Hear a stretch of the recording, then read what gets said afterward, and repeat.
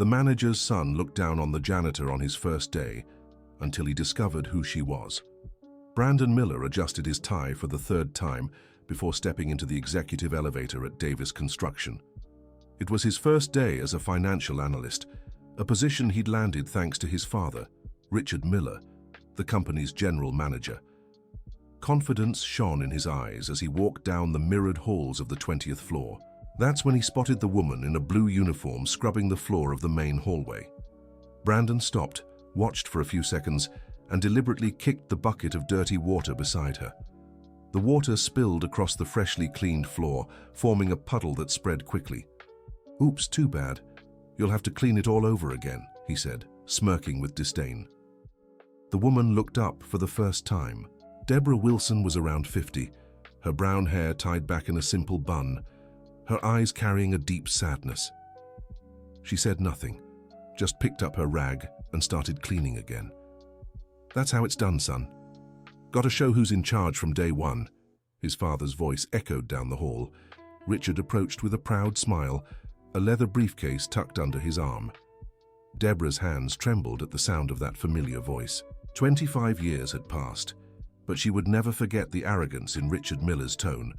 She kept cleaning in silence, pretending not to recognize him. "Dad, who is she?" Brandon asked, eyeing the janitor curiously. "Just another cleaning staff. Don't waste your time with these people. We've got real work to do."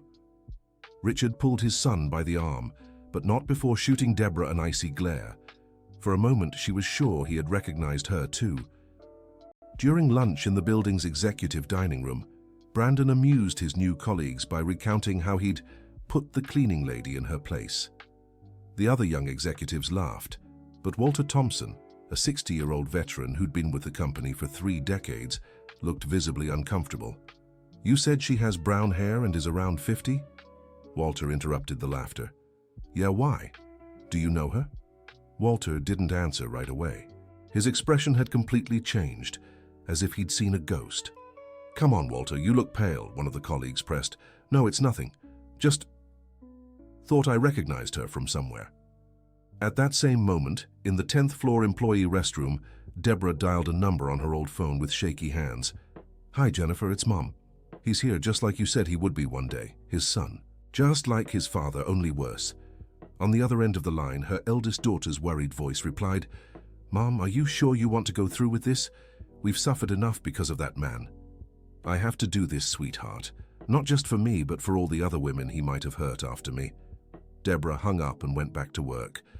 She had decided she would specifically clean the executive floor every day, even though she knew she'd run into father and son constantly. That same day, Richard received a message on his phone. The past always finds its way back. The number was unknown, but something about the tone left him deeply unsettled. In the days that followed, Deborah made sure to be present whenever Brandon passed through the halls. He kept up his daily humiliations, dropping papers on the floor, stepping where she had just cleaned, making disrespectful comments about her work. She never reacted, never complained, just kept working. But there was something in her eyes that bothered Brandon, a quiet dignity he couldn't break no matter how hard he tried. Walter Thompson watched everything from afar, growing increasingly disturbed. He knew the company's history better than anyone and was starting to connect dots he'd rather forget. A week after their first encounter, Brandon noticed something that intrigued him. The janitor wore a peculiar ring on her right pinky finger, a simple gold band with a small diamond. It was identical to one his late grandmother always wore.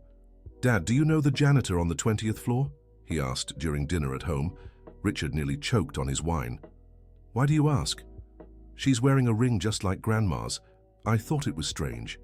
"Brandon, there are thousands of identical rings in the world. It doesn't mean anything." But his father's evasive answer and nervousness only deepened the young man's curiosity. Dear listener, if you're enjoying the story, don't forget to like and subscribe to the channel. It really helps those of us just starting out. Now, back to the story. The following Monday, Brandon found a manila folder on his desk when he arrived at the office. There was no sender's name, just his handwritten on the cover. Inside were old black and white photos, clearly taken in the 1990s. The pictures showed his father much younger, embracing a beautiful woman in an office he recognized as the old executive floor layout. The woman in the photos looked strikingly like the janitor, just 25 years younger. Brandon examined the photos carefully. The date on the back indicated they were taken 3 years before he was born. The woman in the picture wore elegant business attire and smiled genuinely at the camera. She was undeniably the same person now cleaning the halls. When he confronted his father that night, Richard was visibly shaken. "Where did you get these?" "That doesn't matter. Who is she, Dad?" "It was a fling I had years ago, before I married your mother." "It means nothing." "But she worked at the company?" "Yes, she did. She was one of the executives in the finance department, but that ended decades ago, Brandon. Why are you digging this up?" "Because she's working as a janitor in our company. Don't you think that's strange?" Richard fell silent for a long moment, clearly disturbed by the revelation. "Listen carefully, son. That woman is dangerous. Stay away from her, and don't mention these photos to anyone. Do you understand?" Outside Richard's office window, Deborah had heard every word. She was cleaning the exterior windows from the maintenance platform, her tears mixing with the water from her spray bottle. 25 years waiting for this moment. And finally, Richard admitted he remembered her. The next morning, Brandon arrived at the office early. He wanted to observe the janitor more closely, to understand the strange dynamic he'd uncovered. He found her cleaning the conference room, working with the same quiet dedication as always. "What's your name?" he asked, surprising himself with the question. Deborah stopped cleaning and looked him directly in the eyes, only the second time since they'd met. "Deborah Wilson," she answered firmly. "How long have you worked here?" 3 months as a janitor, but I worked here before, many years ago." "In what role?" Deborah hesitated for a moment before resuming her cleaning. "It doesn't matter anymore. Today, I'm just the janitor." There was something in the way she said, "just the janitor," that made Brandon uncomfortable for the first time. It wasn't self-pity, but a bitter resignation that carried a weight far beyond what he could grasp. That afternoon, Walter Thompson finally worked up the courage to approach Brandon. "We need to talk about that janitor you've been bothering." "You really know her?" "I do." "And you should know who she is before you keep humiliating her." Walter took a deep breath before continuing. "Deborah Wilson was one of the brightest executives this company ever had. She graduated in business administration from Columbia University with a postgraduate degree in financial management. When she worked here, she was responsible for projects worth millions of dollars." Brandon felt a chill in his stomach. "But what happened? Why is she working as a janitor?" "That's a very painful story, son, and it involves your father directly." Walter looked around to make sure they were alone. "Your father was climbing the corporate ladder quickly back then. Deborah was seen as his direct competitor for the general manager position. She was more qualified, more respected by the employees, and had better results. And then, your father started harassing her. First, it was dinner invitations she politely declined. Then came the more direct advances. When she firmly rejected him, he began a campaign of systematic persecution." Brandon sank heavily into his chair. "What kind of persecution?" "He sabotaged her projects, spread rumors about her incompetence, manipulated performance reviews. Within 6 months, he got her demoted to a lower position. In a year, she was fired for budget cuts." The young executive felt nausea rising in his stomach. "Why didn't she report it?" "She tried, but your father already had enough influence to bury any complaint. Back then, workplace harassment wasn't taken as seriously as it is today. Women were always blamed." Walter paused, clearly emotional from the memories. "When Deborah left the company, she was pregnant. People said the baby was your father's, but she never confirmed or denied it. She raised her daughter alone, worked lower-paying jobs, and never managed to return to an executive position. Your father made sure she was blacklisted in the industry." Brandon felt as if the ground had disappeared beneath his feet. "And now she's back?" "Now she's back, and I'm afraid of what that means." That night, Brandon couldn't sleep. Walter's words echoed in his mind, along with images of his own daily humiliations toward Deborah. For the first time in his life, he felt genuine shame for his actions. The next day, he arrived at the office determined to apologize, but Deborah wasn't there. He asked the other cleaning staff and learned she had called in sick. Brandon spent the whole day restless, unable to focus on work. That evening, he decided to look up her address in the HR files. She lived in a modest neighborhood on the outskirts of New York City, in a small house she shared with her 2 daughters. When he arrived, he found one of Deborah's daughters at the door, a young woman elegantly dressed who eyed him with suspicion. "You must be Brandon Miller," she said, not hiding the hostility in her voice. "How do you know who I am?" "My mother told me about you. I'm Jennifer, her daughter, and you're not welcome here. I just wanted to see how she is. I heard she was sick." Jennifer laughed bitterly. "Sick? My mother spent the whole night crying because of the humiliations you put her through. Her blood pressure spiked, and she had to take medication to calm down." Guilt hit Brandon like a punch to the gut. "I didn't know." "Didn't know what? That she was a human being? That she had feelings? Or didn't you know your father destroyed her life 25 years ago?" Jennifer paused, studying the young man's remorseful face. "Come in. I think it's time you heard the full story." The house was simple but impeccably organized. Deborah was on the couch looking worn out, but she straightened up when she saw Brandon enter. "Jennifer, what are you doing?"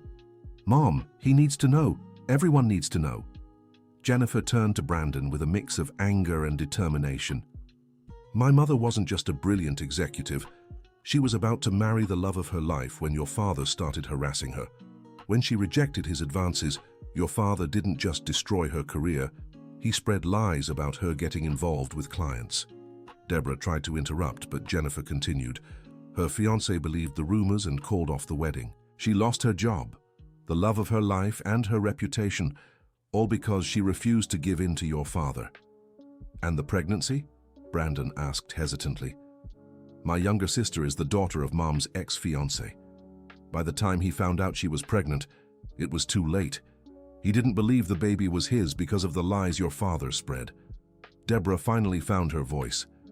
"I raised 2 daughters alone. I worked as a secretary, a salesperson, a cashier. Anything to support my girls. I never got back into finance because your father made sure I was blacklisted at every major company in New York City." "Why did you come back?" Brandon asked, genuinely confused. "Because I finally found the courage to face the man who ruined my life. And because I discovered other women might be going through the same thing I did." Jennifer stood up and grabbed a folder from a shelf. "My mother isn't just here to work as a janitor. She's gathering evidence that your father's behavior hasn't changed."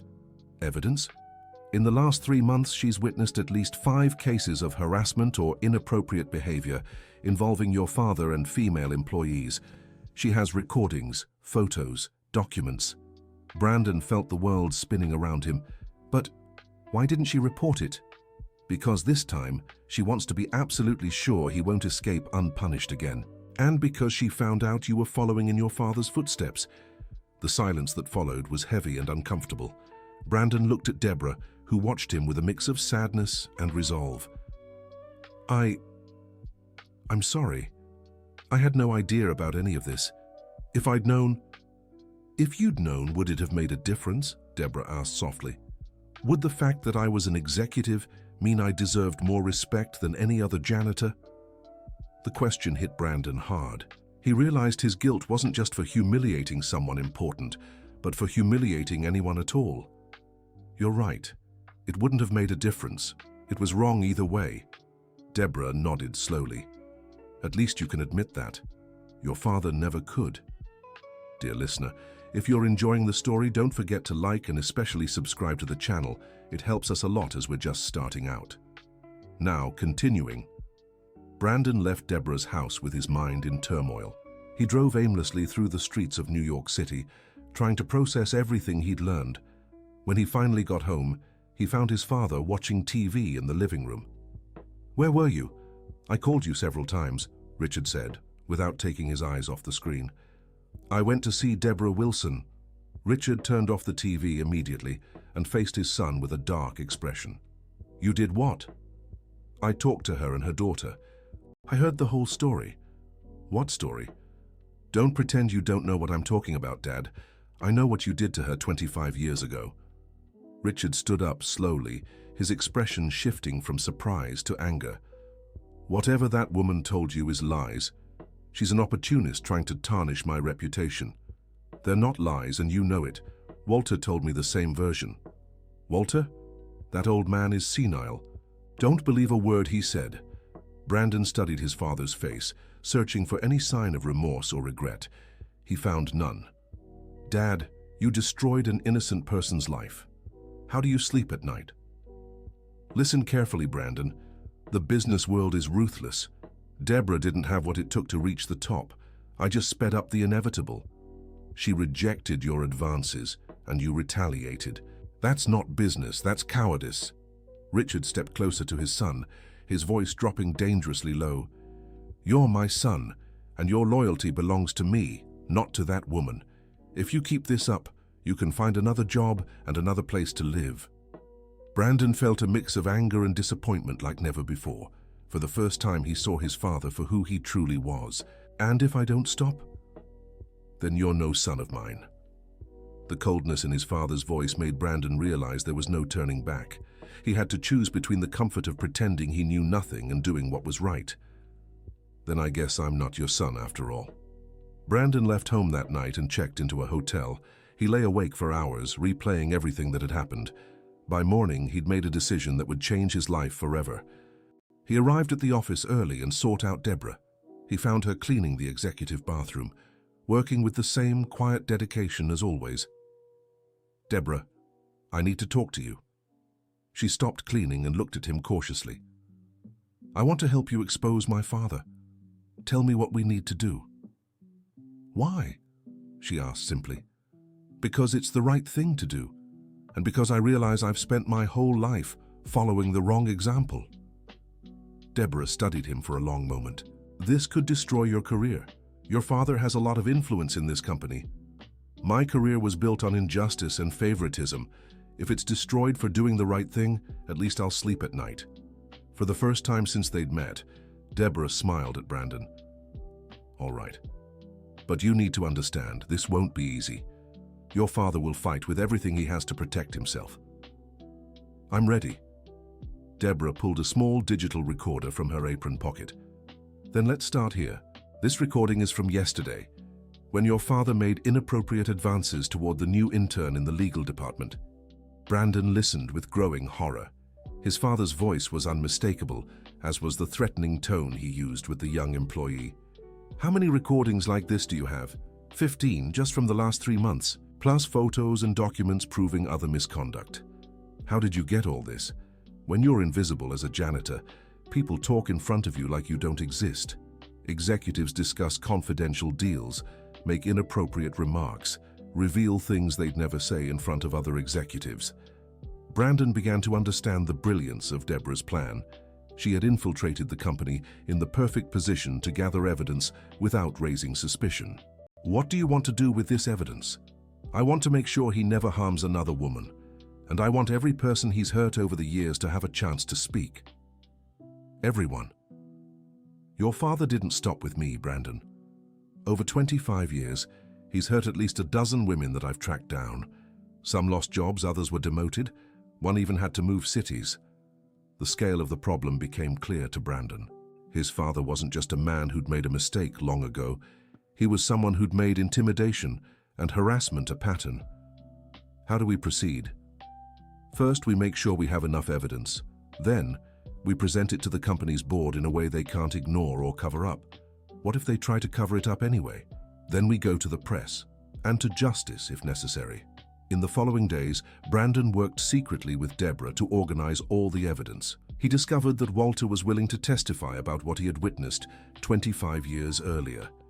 Other longtime employees also came forward, revealing a pattern of behavior that spanned decades. Richard began to notice something different in his son's behavior. Brandon avoided talking to him, arrived early and left late from the office, and seemed to always be whispering with other employees. "Are you plotting something against me?" He confronted his son one afternoon. "I'm just doing my job," Brandon replied coldly. "Don't lie to me. I know you've been talking to that woman." "You mean Deborah? She has a name." "That woman is poisoning you against me. She's dangerous, Brandon." The only dangerous person in this company is you, Dad. Richard realized he had lost control over his son and decided to take drastic measures. The next morning, Deborah was called to the Human Resources Department. "Deborah Wilson, we are terminating your contract due to performance issues," the HR director said, avoiding eye contact. "What performance issues?" "Multiple complaints have been reported about the quality of your work." Deborah knew it was a lie, but she also knew Richard had used his influence to get rid of her before she could act. "Can I know who made these complaints?" "That's confidential. You have 1 hour to collect your belongings and leave the building." When Brandon learned of Deborah's dismissal, he realized time was running out. If they wanted to act, it had to be that same day. He called Walter and the other employees who had agreed to testify. They scheduled an emergency meeting with the board of directors for that afternoon. Richard tried to stop the meeting, but Brandon had gone through official channels his father couldn't block. At 3 in the afternoon, the board of directors of Davis Construction gathered in the main conference room. Present were the 5 board members: Richard, Brandon, Walter, and 3 other employees. Deborah waited in the lobby, technically still barred from entering the building, but ready to go up as soon as she was called. "Members of the board," Brandon began in a firm voice, "I requested this meeting to present evidence of serious misconduct involving the general manager of this company." Richard tried to interrupt, but the board chairman, Dr. A. Henry Davis, grandson of the company's founder, motioned for him to remain silent. "Go on, Brandon." "The evidence I'm about to present documents a pattern of harassment and persecution spanning more than 2 decades. Brandon began presenting the recordings, documents, and photos Deborah had gathered. The silence in the room was deafening as each new piece of evidence was revealed. Walter testified about what he had witnessed 25 years earlier. The other employees recounted more recent incidents they had witnessed or experienced. "These are very serious accusations," Dr. Henry said, after hearing all the testimonies. "Richard, what do you have to say in your defense?" "This is all a conspiracy to harm me. My own son has been manipulated by a vindictive woman who wants revenge for events that happened decades ago." "What events?" Richard realized he had incriminated himself. "Nothing relevant, just the fantasies of a disturbed woman. So you deny all the accusations?" "I deny them completely," Dr. Henry signaled to the secretary, who brought in a sound system. "This recording was made yesterday in your office through the company's security system." Richard's voice filled the room, clearly making inappropriate advances toward a young employee. His own voice condemned him without a chance for defense. "How do you explain this?" Richard turned pale, but tried one last desperate move. "You can't use security recordings without a court order." "Yes, we can when it concerns the safety of our employees," Dr. Henry replied coldly. "And we have legal authorization to use any evidence collected on our own premises." The board met in a private session for 2 hours. When they returned, Dr. Henry announced the decision. Richard Miller is terminated for just cause, effective immediately. Furthermore, the company will cooperate with any legal investigations that may arise from these events. Richard tried to protest, but security had already been called to escort him out of the building. "You'll regret this, Brandon," he said as he was led away. "You destroyed your own family over a stranger." "No," Brandon answered firmly. "I'm rebuilding my family on real values." After Richard was removed, Dr. Henry asked for Deborah to be called in. She entered the room for the first time in 25 years as something more than a janitor. "Mrs. Wilson," Dr. Henry said respectfully, "on behalf of Davis Construction, I'd like to formally apologize for the treatment you've received at this company. Mr. Miller's behavior does not reflect the values we stand for." "Thank you," Deborah replied with dignity. "Additionally, we'd like to offer you a position that matches your qualifications. We're creating a new ethics and compliance department and believe you'd be the ideal person to lead it." Deborah was silent for a moment, absorbing the magnitude of what was happening. "I accept, on one condition." "What is it?" "I want all the women who were harmed by Richard Miller to receive proper reparations and job opportunities if they wish." "We fully agree." Dear listener, if you're enjoying the story, don't forget to like and especially subscribe to the channel. It helps us a lot as we're just starting out. Now continuing. 3 months later, Deborah was in her new office on the 20th floor, now wearing an elegant suit and holding the position she had always deserved. The Ethics and Compliance Department had become a model for other companies. Brandon had been promoted to a higher responsibility role, but insisted on working directly with Deborah to implement the company's new policies. Their unlikely partnership had turned into a friendship built on mutual respect. "How can you not be angry with me?" Brandon asked one evening as they worked late in the office. "Because you had the courage to change. Many people go their whole lives without questioning the examples they were given. You did." "But I humiliated you. I was cruel and prejudiced." "Yes, you were. But when you discovered the truth, you chose to do the right thing, even knowing it would cost you." Brandon looked out the window, watching the city light up at dusk. "And your father? How is he handling all this?" "Richard is facing labor lawsuits from several former employees. He hasn't been able to get a job at any major company because the story spread in corporate circles. He's working as a freelance consultant now." "Do you feel sorry for him?" "Sometimes, but he had 25 years to make amends with me and chose otherwise. The consequences are a reflection of his choices." "And the other women he hurt?" 8 of them accepted positions at the company. 2 filed lawsuits that will likely be won. All received significant financial reparations. Deborah stood and walked to the window, watching the street below. "You know what the best part of all this has been?" "What?" "My youngest daughter, Michelle, decided to study law to specialize in labor rights. She wants to help other women who go through what I went through." "And Jennifer?" "Jennifer is finishing her MBA and will take over a branch of the company in the countryside. They're proud of me for the first time in years." Brandon smiled, feeling a satisfaction he had never experienced in his previous job. "And what happened to your ex-fiancé, the one who didn't believe in you?" Deborah fell silent for a moment. "Paul reached out to me a month ago. He heard about the story through a newspaper article about the case. He wanted to apologize in person." "And how did it go?" "Painful but necessary. He admitted he always knew the accusations against me were false, but was too cowardly to defend me. He spent 25 years regretting it." "Will you two try again?" "No. What we had ended long ago. But we made peace, and that was important for both of us." The conversation was interrupted by a knock at the door. Walter entered carrying a bottle of champagne and 3 glasses. "The results of the independent audit you requested came in," he said with a smile. "And?" Deborah asked anxiously. "The company is 100% compliant with all labor laws. No irregularities were found in any department. The ethics program you implemented is working perfectly." The 3 toasted to the victory, but also to the journey that had brought them there. "Walter," Brandon said, "how did you keep this story to yourself for so long without doing anything?" The older man sighed deeply. "Because I was a coward. Because I was afraid of losing my job. Because I thought it wasn't my problem. And what changed? Seeing you humiliate Deborah made me realize silence is complicity. If I had acted 25 years ago, maybe other women wouldn't have suffered." "But you acted when it was necessary," Deborah said gently. "And that made all the difference." 6 months after Richard's dismissal, Davis Construction had become a benchmark for ethical practices in the corporate market. The program developed by Deborah was being adopted by other companies, and she had become a recognized speaker on business ethics. Brandon had discovered a calling he never knew he had: working with people. He was studying organizational psychology in his free time and planned to specialize in conflict mediation. One Friday afternoon, Deborah received an unexpected visit. Richard was at the reception, asking to speak with her. "You don't have to see him if you don't want to," Brandon said, who was present when the secretary announced the visit. "No, it's fine.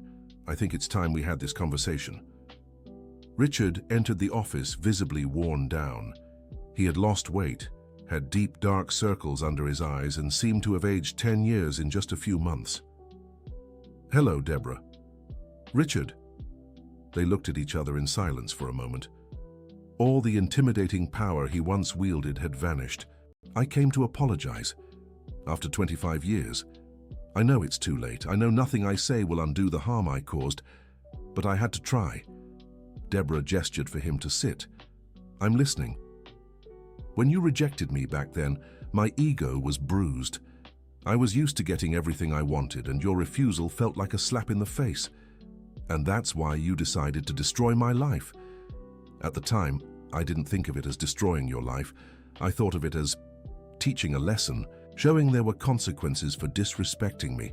Consequences. Deborah, I was young, arrogant, and thought the world owed me everything.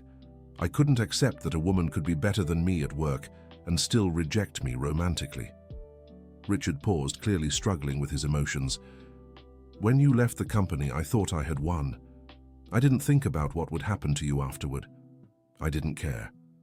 And now I know I ruined an innocent person's life out of pure selfishness, and I found out you weren't the only one. Deborah said nothing, simply waiting for him to continue. I've spent these months talking to a therapist, trying to understand how I became the person I am. I realized I repeated the same pattern with at least a dozen women over the years. And what do you expect from me now? Nothing. I don't deserve forgiveness. I don't deserve a second chance. I came only to admit you were right and I was wrong. You've always been right. Deborah studied him for a long moment. Richard, I spent 25 years angry at you. I dreamed of this moment thousands of times, but now that it's here, I don't feel angry anymore. What do you feel? Pity. Pity for all the time we both wasted because of your pride. Richard lowered his head, unable to hold her gaze. Deborah, if there's anything I can do to make things right. There is. Keep going to therapy. Become a better man. Treat women with respect for the rest of your life. And if you ever have children, teach them to be different from you. I have a son. I know. And luckily, he chose to be different from you on his own. When Richard left the office, Deborah stayed alone for a few minutes, processing the conversation. Brandon knocked on the door and entered cautiously. How did it go? Necessary for both of us. Did you forgive him? It's not about forgiveness. It's about moving forward. He'll have to live with the consequences of his choices for the rest of his life. I've already wasted too much time thinking about him. That weekend, Deborah hosted a barbecue at her house to celebrate the first anniversary of the new ethics department. Present were Brandon, Walter, the reinstated employees, Dr. Henry, and her 2 daughters. Mom, said Jennifer during dinner, do you realize you've become a hero to so many women? How so? The article about your story was republished in several magazines. You're getting speaking invitations from all over the country. And there's that offer to write a book, added Michelle. Deborah smiled, playing with the ring she still wore on her pinky finger. You know, girls, I spent so much time feeling like a victim that I forgot I'm also a survivor. And now? Asked Brandon. Now I want to use my experience to help other women. I don't want any woman to go through what I did without someone to support her.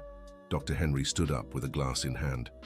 I'd like to propose a toast to Deborah, who taught us that true strength doesn't come from humiliating others, but from keeping your dignity even in the toughest situations. Everyone raised their glasses, and Deborah felt an emotion she hadn't experienced in decades, genuine pride in herself. After the guests left, Deborah and her daughters stayed in the kitchen talking as they washed the dishes. Mom, can I ask you something? Said Michelle. Of course. Do you regret anything? Deborah thought for a moment.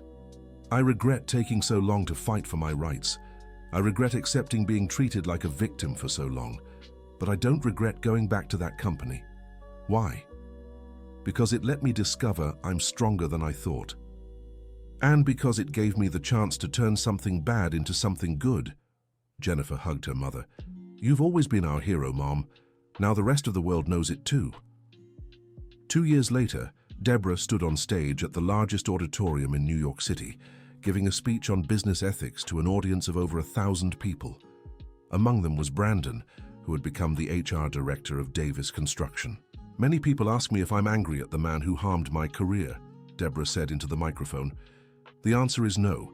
I'm no longer angry because I've learned that holding on to anger is like drinking poison and expecting the other person to die. The audience applauded, but she gestured for them to wait. That doesn't mean we should accept injustice. It means we should fight it with intelligence, not emotion. It means we must turn our pain into strength to help others. After the talk, Brandon met her backstage. Excellent presentation, as always. Thank you. How's the new mentorship program going? Better than we expected. We already have 50 volunteer mentors helping women facing harassment or discrimination at work. And Walter, how is he? He retired last month but remains a volunteer consultant for the program. Says he's finally found a way to use his experience for good. They walked together to the parking lot, reflecting on the journey that had brought them there. Deborah, can I ask you something personal? Of course. Are you happy now? Deborah stopped and looked up at the starry New York City sky. You know, Brandon, I spent so long defining happiness as the absence of problems that I forgot real happiness comes from overcoming them with dignity. And have you achieved that? I have. And even better, I've found I can help others do the same. My father, what about your father? He tried to take his own life last month. Deborah stopped walking, visibly shaken by the news. Is he okay? He is. His ex-wife found him in time. He's hospitalized, receiving psychiatric treatment. I'm so sorry, Brandon. Me too. But it also made me realize the destruction he caused ended up destroying him too. Hate always destroys the one who hates more than the one who's hated. Will you visit him? Deborah thought for a moment. No, but I'll send a letter wishing him recovery. Everyone deserves a chance to start over, even those who didn't give others that chance. A month later, Deborah was in her office when she received a letter.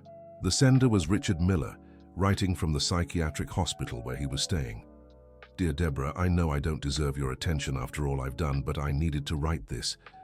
My attempt to take my own life wasn't a plea for pity or a way to escape the consequences of my actions.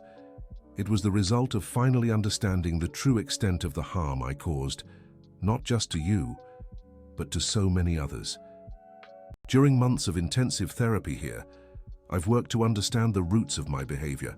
I've realized my need to control and humiliate others came from deep insecurity and toxic examples in my own upbringing. That doesn't excuse anything I did. There's no justification for destroying innocent lives, but it helps me see how I reached that point. I want you to know that every day I mentally ask for your forgiveness and that of all the women I hurt. I know words can't undo the damage, but they're all I have to offer now. Brandon tells me about your work, how you've turned your pain into a force for good. I'm genuinely happy to hear you've built the life you always deserved. When I leave here, I won't try to contact you again.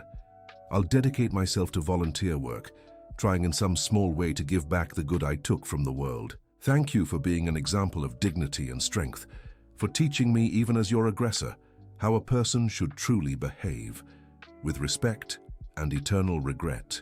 Richard Miller. Deborah read the letter 3 times before placing it in her desk drawer.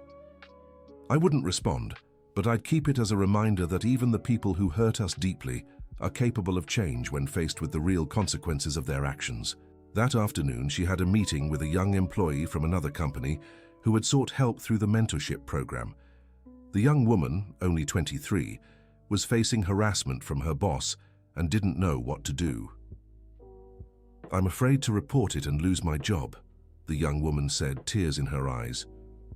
I understand your fear completely, Deborah replied gently. I went through the same situation many years ago. What did you do? At the time, I didn't have the courage to report it, and I paid a high price for that. But I learned that the fear of losing a job shouldn't make us accept the loss of our dignity. But what if no one believes me? That's why this program exists. We'll help you document everything, give you legal and emotional support, and make sure you don't face this alone. The conversation lasted 2 hours. When the young woman left the office, she had a clear action plan and the certainty that she wasn't alone. Brandon stopped by the office at the end of the day and found Deborah still working. Another mentorship session.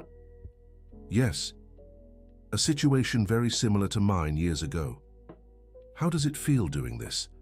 Like my pain has finally found a purpose. They worked together late into the evening, organizing the details of a new workplace harassment awareness campaign. The campaign would launch nationwide and feature testimonies from several women who had overcome similar situations. Deborah, can I tell you something? Of course. You've completely changed my life.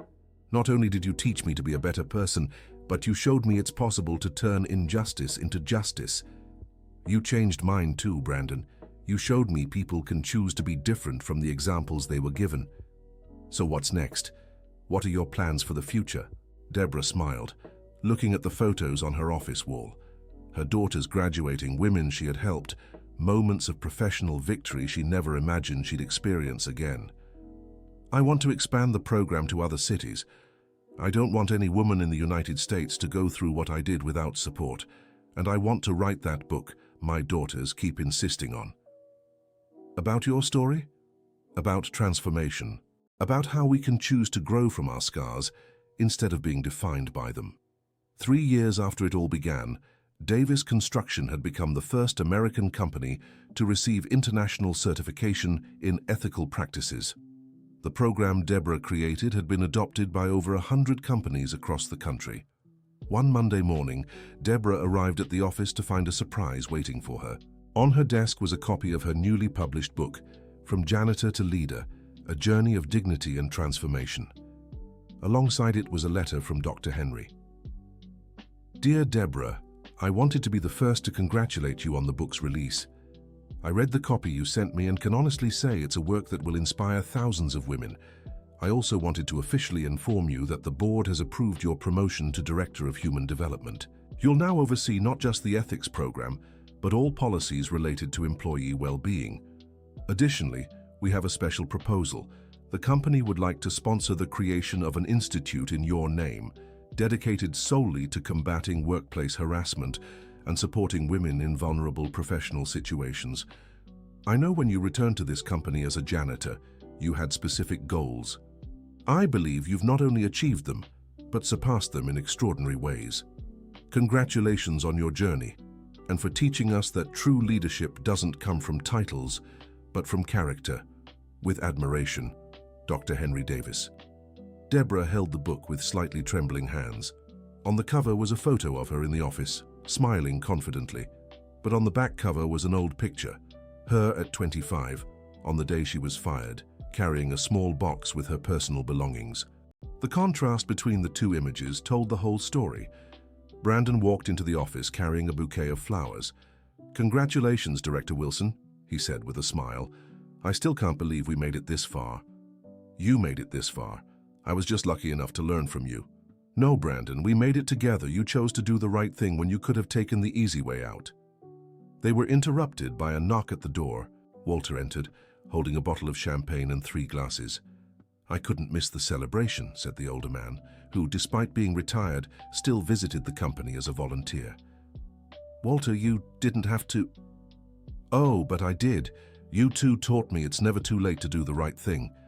At 65, I discovered I could use my experience to create positive change." The 3 toasted once more, but this time it was different. It wasn't a celebration of victory over adversaries, but of personal and collective transformation. "You know what I'm most proud of in all of this," Deborah said. "What?" the 2 men asked in unison. "That we broke the cycle. Brandon didn't become a version of his father.